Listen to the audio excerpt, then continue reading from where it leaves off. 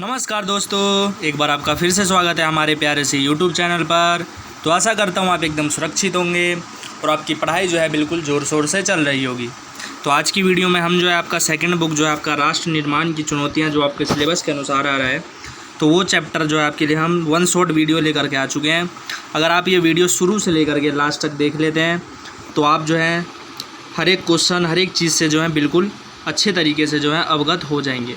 अगर आप हमारे चैनल पर पहली बार आए हैं तो चैनल को सब्सक्राइब कर लें, क्योंकि हम आपके लिए जो है पूरे साल इसी प्रकार जुड़े रहेंगे। इससे पहले हम आपके जो आपका फर्स्ट बुक है उसके सारे चैप्टर जो आपके सिलेबस के अनुसार हैं वो वीडियो हम जो है अपलोड कर चुके हैं। अगर आपने अभी तक नहीं देखी है तो जा करके जो आप हमारे वो चैनल पेज से देख सकते हैं। अथवा मैं आपको ये भी बता दूं कि हम जो है आपका जो है इस चैप्टर का जो है PDF जो है वो हम आपको प्रोवाइड करवा देंगे। वहाँ जो है आप डिस्क्रिप्शन से जा करके जो है उसे डाउनलोड कर सकते हैं और अपना जो है नोट्स बना सकते हैं। ठीक है, तो चलिए शुरू से लेकर के लास्ट तक वीडियो देखिएगा और वीडियो अच्छी लगी तो वीडियो को लाइक कीजिएगा, ज़्यादा से ज़्यादा शेयर कीजिएगा। चलिए बिना किसी देरी के वीडियो को शुरू करते हैं। तो सबसे पहले हम देखेंगे कि इस चैप्टर में हमें पढ़ना क्या क्या है।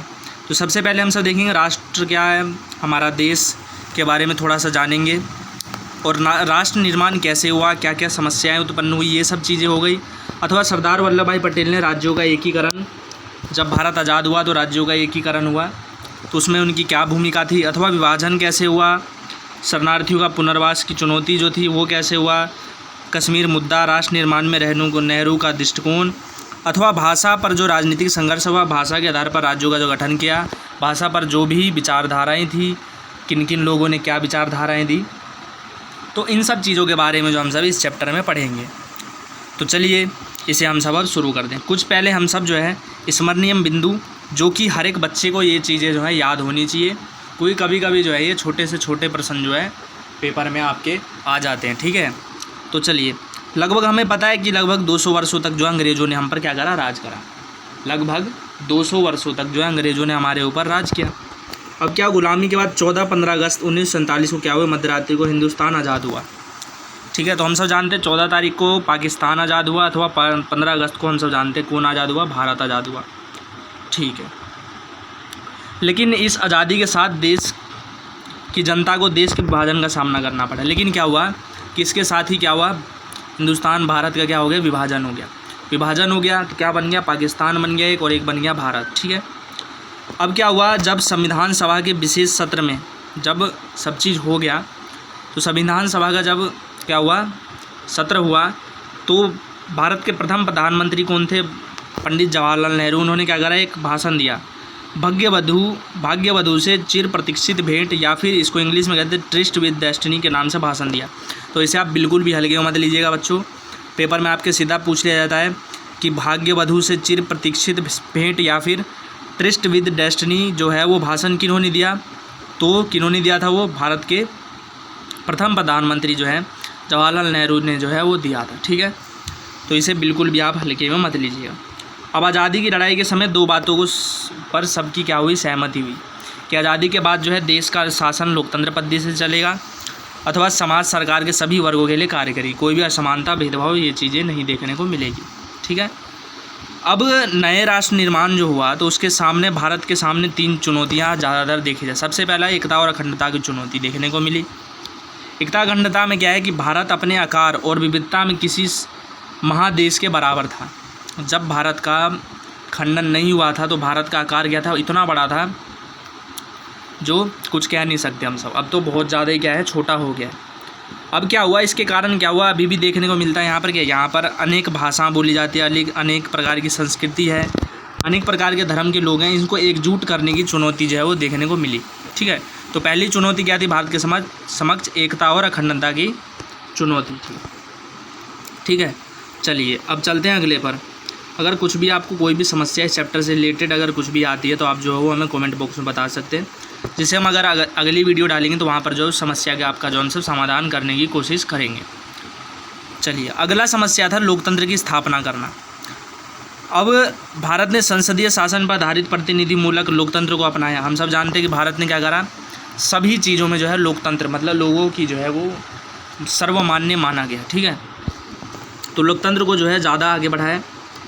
तो इसके कारण क्या हुआ, प्रत्येक नागरिक को मौलिक अधिकार, मतदान का अधिकार दिया गया। लोकतंत्र में जो है सभी लोगों को जो है मौलिक अधिकार अथवा मतदान का अधिकार जो है वो दिया गया। तो इन सब को लेकर के जो है वो चुनौतियाँ थी कि इसे कैसे स्थापित किया जाए लोकतंत्र को, ठीक है। उसके बाद अगला था आपका समानता पर आधारित विकास। इसको लेकर के क्या थी, चुनौती थी कि ऐसा विकास जिससे संपूर्ण समाज का कल्याण हो, सभी को लेकर के चलने की जो विचारधारा थी उस पर क्या था, यहाँ पर समस्या देखने को मिल रही थी कि इतने सारे धर्म हैं, इतनी जातियाँ हैं, तो सभी को हम सब जो है सम्मिलित कैसे कर पाएंगे। तो इन सभी चीज़ों को लेकर के जो है वो आपको देखने को मिल रहा था समस्या, ठीक है। तो आशा करता हूँ आप जो है इतना समझ चुके होंगे। चलिए आगे चलते हैं। अब हम आते हैं विभाजन पर कि विभाजन कैसे हुआ, किसने करवाया, किन की भूमिका थी, उसके क्या परिणाम हुए। तो ये सब चीज़ें जो है हम सब देखेंगे, ठीक है। चलिए अब हमारा है विभाजन। विभाजन हम सब जानते हैं कि एक द्विराष्ट्र सिद्धांत था, इस पर आधारित विभाजन हमारे देखने को मिलता है। अब ये द्विराष्ट्र सिद्धांत था क्या, तो इसका कहना था कि भारत किसी एक कौम का नहीं, भारत जो है उसमें हिंदू भी उतना ही मान्य है, मुसलमान भी उतना मान्य है, दो कौमों का देश है। इसी कारण मुस्लिम लीग ने, जो कि जिन्होंने ये द्विराष्ट्र सिद्धांत लाया था, उन्होंने क्या कहा, मुसलमानों के लिए एक अलग देश पाकिस्तान की मांग कर दी। उन्होंने क्या कहा, जो ये लड़ाई झगड़ा होते रहेगा, जिस कारण आप क्या कीजिए, मुसलमानों को जो है वो अलग कर दीजिए, हिंदुओं को अलग कर दीजिए, ठीक है। तो आप समझ चुके हो कि द्विराष्ट्र सिद्धांत क्या था, कि ये जो है एक अलग देश की मांग के लिए जो है इस सिद्धांत को जो है वो लाया गया था। किन के द्वारा लाया गया था, मुस्लिम लीग के द्वारा लाया गया था, ठीक है। अब उन्होंने क्या कहा कि भारत का विभाजन जो है वो धार्मिक बहुसंख्यक को बनाया गया। मतलब उन्होंने क्या कहा है कि जहाँ पर हिंदू ज़्यादा होंगे वो उसको हिंदुस्तान माना जाएगा, और जहाँ पर जो है मुसलमान ज़्यादा होंगे अब उनको क्या बना दिया जाएगा, पाकिस्तान में डाल दिया जाएगा, ठीक है। जिसके कारण कई प्रकार की समस्या उत्पन्न हुई। अब क्या समस्या उत्पन्न हुई, देखिए मान लीजिए ये क्या है, ये भारत है, यहाँ पर क्या है, मुसलमान ज़्यादा है बंगाल के पास, जब यहाँ पर बांग्लादेश बना, ठीक है। यहाँ पर पंजाब है, यहाँ पर मुसलमान ज़्यादा है। अब क्या हुआ कि अब ये अगर विभाजन करा जाएगा तो क्या दो देश, तो इतना ये जो बीच में गैप है ये हिंदुस्तान का है, तो क्या ये जो है ये भी दे दें उनको, नहीं, ऐसा नहीं हुआ। उन्होंने क्या करा, दो प्रकार से जो है वो हिंदुस्तान बटा। इसे बोला गया पूर्वी पाकिस्तान। क्या बोला गया, पूर्वी पाकिस्तान, ठीक है। इसे क्या बोला गया, इसे बोला गया पूर्वी पाकिस्तान, इसे बोला गया पश्चिमी पाकिस्तान, सॉरी, इसे क्या बोला गया, इसे बोला गया आपका पूर्वी पाकिस्तान, इसे बोला गया पश्चिमी पाकिस्तान। तो इसे बोल दिया, ये बाद में हो गया बांग्लादेश, जो कि अभी हम सब इस नाम से जानते हैं, ठीक है। इसके बारे में हम जो है पहले आपको चैप्टर में पढ़ा चुके हैं। और इसे क्या बोला गया, फिर पाकिस्तान में जो है उसे डाल दिया, ठीक है। इस तरफ जो है मुसलमानों की संख्या ज़्यादा थी, ठीक है। तो इस आधार पर जो है इसे करा गया। मुसलमानों की जनसंख्या के आधार पर पाकिस्तान में दो इलाके शामिल होंगे, पश्चिमी पाकिस्तान और पूर्वी पाकिस्तान। इसके मध्य में भूभाग का बड़ा विस्तार रहेगा, ठीक है। भारतीय भूभाग जो है वो देखने को आपको मिलता है। मुस्लिम बहुल प्रत्येक इलाका पाकिस्तान में जाने को राजी नहीं था। अब जो है सारे मुसलमान ये चाहते थे, ज़्यादातर मुसलमान जो कहाँ रहे, हिंदुस्तान में थे, क्योंकि वहीं पर वो जन्मे, वहीं पर वो सारा उनका जो है संस्कृति चल रहा था, तो वो पाकिस्तान में जाना नहीं चाहते थे। तो पश्चिमोत्तर सीमा प्रांत के नेता खान अब्दुल गफ्फार खान, जिन्हें सीमांत गांधी कहा जाता है, के नाम से जाना जाता है, उन्होंने द्विराष्ट्र सिद्धांत का विरोध किया। तो पेपर में आपका जो है ये 1 नंबर में आ जाता है कि खान अब्दुल गफ्फार खान जो है वो उन्हें क्या कहा जाता है, तो उन्हें सीमांत गांधी जो है वो कहा जाता है, ठीक है। इन्होंने क्या करा था, द्विराष्ट्र सिद्धांत का मुस्लिम होते हुए भी क्या करा था, इसका विरोध करा था, ठीक है। चलिए, ब्रिटिश इंडिया के मुस्लिम बहुल प्रांत पंजाब और बंगाल में अनेक हिस्से बहुसंख्यक गैर समुदाय मुस्लिम आबादी वाले थे। मतलब ब्रिटिश इंडिया जो थी कि मुस्लिम बहुल प्रांत पंजाब और बंगाल में क्या थे, अनेक हिस्सों में बहुसंख्यक गैर मुसलमान आबादी भी थी, ठीक है। वहाँ पर क्या थे, हिंदुओं की संख्या ज़्यादा थी। ऐसे में इन प्रांतों का बंटवारा धार्मिक बहुसंख्यक के आधार पर जिले, जिसमें निचले स्तर के प्रशासनिक हलकों को आधार बनाकर किया गया, ठीक है। तो वहाँ पर क्या करा गया, मतलब कुल मिला के ये समझ लीजिए कि वहाँ पर ज़्यादातर जनसंख्या मुसलमानों की थी, तो उन्हें क्या कर दिया गया, पूरा तो बंगाल नहीं दिया गया, कुछ हिस्सा जो है उसका दे दिया गया, ठीक है, जिसे हम सब बांग्लादेश के नाम से जानते हैं। इसलिए वहाँ पर जो है बांग्लादेश में जो बंगाल की संस्कृति देखने को मिलती है, ठीक है। और पाकिस्तान में जो है पंजाबी संस्कृति देखने को मिलती है, क्योंकि पंजाब का कुछ हिस्सा जो है वो पाकिस्तान में चला गया था। ठीक है। भारत का विभाजन केवल धर्म के आधार पर हुआ था, इसलिए दोनों ओर के अल्पसंख्यक वर्ग बड़े असमंजस में थे कि उनका क्या होगा, वह केवल से भारत के नागरिक होंगे या पाकिस्तान के। अब कुछ लोगों के साथ क्या हुआ कि वो सोए हुए थे, उनको पता चला विभाजन हो गया, अब क्या हो गया, वो अपने घर में भी रहते हुए क्या हो गए, बेघर हो गए। ठीक है। तो ये सब चीज़ें जो है वहाँ पर देखने को मिली। अब मान लीजिए ये एरिया है, अब यहाँ पर हिंदू इतने हैं और ये मुसलमान हैं, तो इनके अंदर जो है कुछ भी है तो शंका तो उत्पन्न होगी कि हमारा क्या होगा क्या नहीं होगा, है ना। तो ये सब चीज़ें लोगों के अंदर देखने को मिली। अब विभाजन की समस्या क्या हुई, ठीक है, दोनों भागों में अल्पसंख्यकों का विस्थापन हुआ। अब क्या हुए, वो अल्पसंख्यक क्या हुए, जो पाकिस्तान के हिंदू थे वो इधर भागने लग गए हिंदुस्तान में, जिसमें बहुत सारी, और जो हिंदुस्तानी मुसलमान थे वो पाकिस्तान में भागने लगे, जिसके कारण क्या हुआ, दंगे भड़ गए। क्या हुए, हिंदू मुसलमान के बीच दंगा भड़का, जिसमें पश्चिम पंजाब में रहने वाले अल्पसंख्यक 11 मुस्लिम लोगों को अपना घर बार ज़मीन जायदाद छोड़कर जो है अपनी जान बचाने के लिए जो है अपने जो है क्षेत्रों में जाना पड़ा, भारत आना पड़ा। ठीक है। विभाजन की प्रक्रिया में भारत की भूमिका का ही बंटवारा नहीं बल्कि भारत की संपदा का भी बंटवारा हुआ। तो इसे आप जो है याद कर लें कि भारत के विभाजन के साथ ही क्या हुआ, संपदा का जो है दोनों देशों के बीच में बंटवारा हुआ था, सिर्फ और सिर्फ संपदा का आप कह सकते हो। ठीक है, संपदा का। आज़ादी एवं विभाजन के कारण भारत को विरासत के रूप में शरणार्थियों के पुनर्वास की समस्या मिली। अब विभाजन के कारण क्या हुआ, भारत को विरासत के रूप में शरणार्थियों पुनर्वास की समस्या मिली। लोगों के पुनर्वास को बड़े ही संयम ढंग से व्यवहारिक रूप प्रदान किया।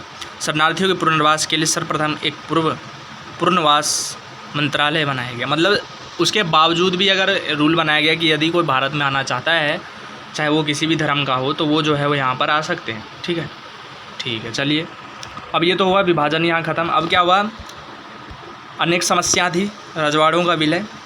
देखते हैं क्या था। स्वतंत्र प्राप्ति से पहले भारत 2 भागों में बटा हुआ था, ब्रिटिश भारत एवं देसी रियासत। 2 भागों में बटा हुआ था, ब्रिटिश भारत और देसी रियासत। मतलब ब्रिटिश भारत मतलब वहाँ पर ब्रिटेनों का कब्जा था, और देसी रियासत वहाँ देश से जो है कुछ राजाओं को बनाया गया था जो वहाँ पर सारा अपना कंट्रोल स्थापित कर रखे थे। तो 2 भागों में बटा हुआ था। अब देसी रियासतों की संख्या लगभग 565 थी।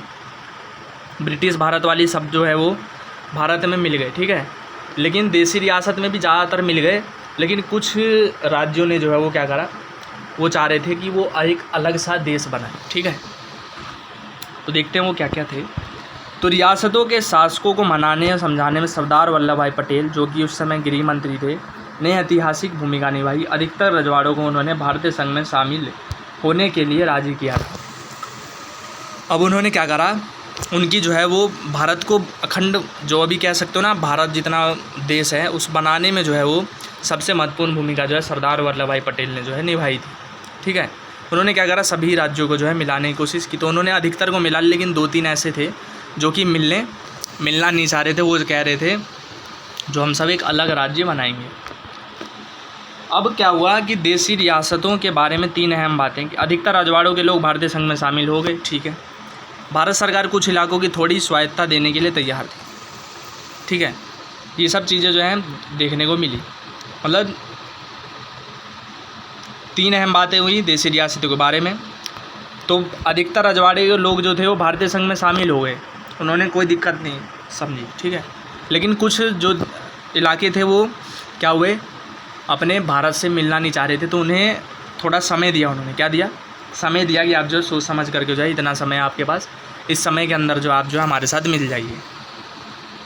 ठीक है, अब क्या हुआ, विभाजन की पृष्ठभूमि में विभिन्न इलाकों में सीमांकन के सवाल पर खींचातान जोर पकड़ रही थी। देश की क्षेत्रीय एकता, अखंडता, है ना, प्रश्न सबसे महत्वपूर्ण हो गया। अधिकतर रजवाड़ों के शासकों ने भारतीय संघ में अपने विलय के सहमति पत्र हस्ताक्षर दिए। इस सहमति पत्र को इंस्ट्रूमेंट ऑफ द एक्सेशन कहा गया। तो जो सहमति पत्र हुआ था ना कि भारत में अब आप मिल चुके हो, इस पर हस्ताक्षर करने के बाद ये हो गया था कि अब आप जो है भारत का अंग हो चुके हो। तो उस सहमति पत्र को हम सब क्या कहते हैं, उसका नाम है इंस्ट्रूमेंट ऑफ एक्सेशन। ये जो है आप वेरी इंपॉर्टेंट है, आप इसको ज़रूर याद कर लें, क्योंकि 1 नंबर में जो है ये आ जाता है। ठीक है, ठीक है। चलिए, जूनागढ़, हैदराबाद, कश्मीर, मणिपुर की रियासतों का विलय बाकी रियासतों की तुलना में थोड़ा कठिन रहा। मैंने आपको कहा था कि कुछ 2-3 ऐसे थे जो कि मिलना नहीं चाह रहे थे, तो उसमें आपके ये 4 थे, जूनागढ़, हैदराबाद, कश्मीर, मणिपुर। तो इसे आप ज़रूर याद कर लें कि कौन कौन जो है मिलना नहीं चाह रहा था। ठीक है, तो इसे आप जो है अवश्य ही याद कर लें, क्योंकि कौन सा क्वेश्चन कब आ जाता है उसका हम सब कुछ कह नहीं सकते। अब सबसे जानते हैं कि हैदराबाद के विलय में क्या क्या समस्या आई। उस समय हैदराबाद के शासक निज़ाम थे। कौन थे?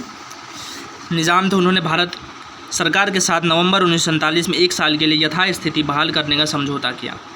मतलब क्या करा? नवंबर 1947 की बात थी, जिसमें क्या हुआ, जो है भारत के जो उस समय आपके प्रधानमंत्री वो थे, गृह मंत्री सरदार वल्लभ भाई पटेल, तो उन्होंने उनसे क्या हुआ, भारत सरकार से जो है इनकी सहमति हुई कि 1 साल का समय इनको दिया गया। कहा जो यदि आप 1 साल के अंदर अगर आप हमारे देश में शामिल नहीं होते हो तो आपके साथ जो है जबरन किया जाएगा। ठीक है, तो क्या हुआ, कम्युनिस्ट पार्टी होगी हैदराबाद कांग्रेस के नेतृत्व में किसानों, महिलाओं, निज़ाम के खिलाफ आंदोलन शुरू कर दिया। आंदोलन शुरू हुआ, जिस कारण क्या हुआ, कुचलने निज़ाम के अर्धसैनिक बल रजाकर को लगाया। इसके जवाब में भारत सरकार ने सितंबर 1948 को सैनिक कार्रवाई की। उसके बाद क्या हुआ, निज़ाम ने आत्मसमर्पण कर दिया और जो है हैदराबाद जो है वो भारत में मिल गया। ठीक है, तो इसमें कुछ भी नहीं था, 2-3 चीज़ आपको जो है वो याद करना है। सबसे पहले हैदराबाद के शासक कौन थे? निज़ाम। 1947 में यथास्थिति बहाल के लिए एक समझौता हुआ। तो किस देश से हुआ? हैदराबाद से हुआ, 1 साल के लिए हुआ। ठीक है, तो वहाँ के जो जनता थी, किसान, महिलाएं थी, उन्होंने क्या करा, आंदोलन शुरू कर दिया, जिस कारण क्या हुआ, उनके सैनिकों को उन्होंने कुचल दिया। फिर उसके बाद भारत सरकार ने वहाँ पर सैनिक कार्रवाई की 1948 में, जो क्या हुआ, फिर उन्होंने क्या करा, सरकार ने जो उस समय की वहाँ के शासक थे उन्होंने क्या करा, आत्मसमर्पण कर दिया। ठीक है, अब मणिपुर रियासत का विलय के बारे में जानते हैं हम सब। मणिपुर की आंतरिक स्वायत्तता बनी रहे, इसमें महाराजा बोधचंद्र सिंह व भारत सरकार के बीच विलय सहमति पत्र पर हस्ताक्षर हुए।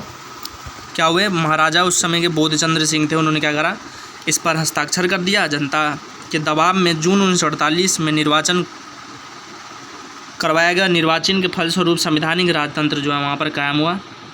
अब ऐसा एकदम इम्पोर्टेंट है ये, जो आप जो है ज़रूर याद कर लें कि मणिपुर जो है भारत का पहला भाग है जहाँ सार्वभौमिक वयस्क मताधिकार के सिद्धांत को अपनाकर जून 1948 में चुनाव हुए।